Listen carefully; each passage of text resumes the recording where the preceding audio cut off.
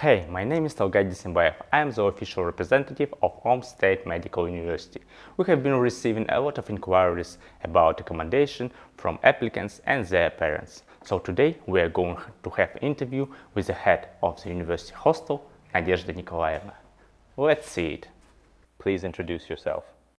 I am the head of dormitory number 1, Nadezhda Nikolaevna Ishchenko, from the Medical Academy. Over the past few years, there has been an increasing number of foreign students at the university, and they all reside in dormitory number 1. What do you think about these new residents? Well, firstly, we have had foreign students for the past 2 years. This is my first experience with foreigners, although I have extensive experience working with students and pupils. For me, it is definitely something new, but I really enjoy it. Firstly, these are people with a completely different mentality and way of thinking. They have integrated well into our sphere, our life, and our dormitories. We have gotten used to them and try to communicate with them. I don't speak English myself, but they understand me well, and I understand them too. I'm happy that we have such mutual understanding. What security measures are taken in the dormitory? Well, we have strict security measures in our dormitory. Ivan Alexandrovich, the vice rector for security, and I constantly raise this issue. We have security guards on duty around the clock, and there is always someone at the front desk. When students leave the dormitory, they check in at the front desk, hand in their keys, and upon their return, our guards already know whether they have come back or not. This can be seen by the presence of keys and the time they mark their return in the logbook.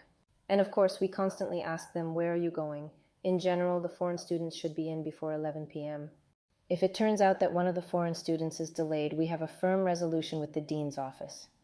A paper is written in the dean's office regarding work with foreigners, and it stays at the front desk. This way we know where the foreign student went and when they will return. So security is closely monitoring this, and we are interested in knowing where the students are. As the head of the dormitory, I have all their phone numbers. Therefore, we are constantly in touch, and I personally hold meetings with them. The dean's office has also held meetings with the vice rector for security here. We explain what is what and how it works so that they, as citizens of other countries, do not get lost or get into any difficult situations. Well, so far everything is going well with that. What does the university provide in the dormitories for foreign students? Well, foreign students live on the 5th floor. The 5th floor has long been prepared for the accommodation of foreigners. They have appliances in their rooms, their own refrigerators, and all the necessary amenities. The furniture is new, they have anything they might need.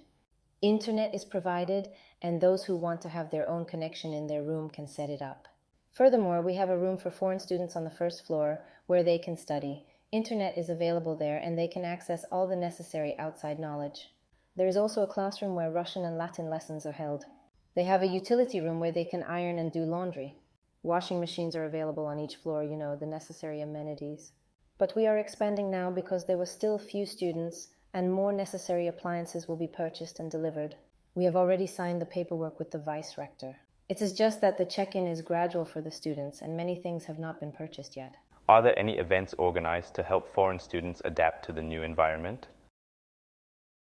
I really like that foreign students have come to us. It is just wonderful. This year, the first-year students from India arrived, and they are such creative kids. As an educator, I see a lot of interesting aspects in them. These kids are special, they draw very well.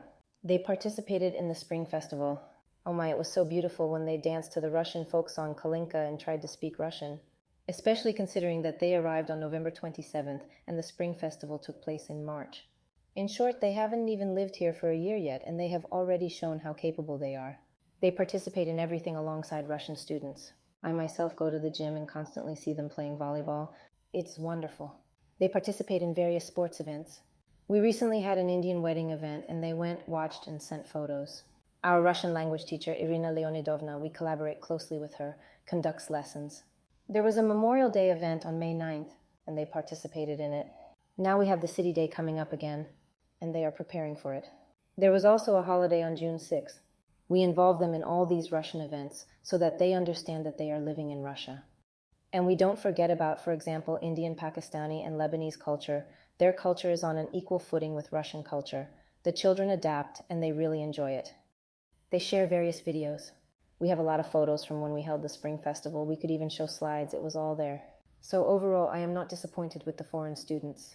For me, it's a new thing, a new chronicle, and they are very interesting. It all depends on how they are supported. The Dean's Office for Work with Foreigners supports them very well. And I think that in Omsk, it is no worse for them than in other cities. And in the dormitory, we try our best. We introduce them to the student council. We have a student council for Russian students, and we have arranged it with Olga Valerievna, the dean, so that they are part of the Russian student council. So they start to be aware of all our events. We held a community work day, and they are aware of it. They were at the student council meeting. They participated in the community work day. Furthermore, there are also some advantages. Those who are on the student council have their accommodation fees reduced, same as Russian students. That is, we put them on the same level as Russian students. And I think that sooner or later, the better they speak, the faster they will adapt to our environment. This is a good thing, and we will have more foreign doctors. Great doctors, I think.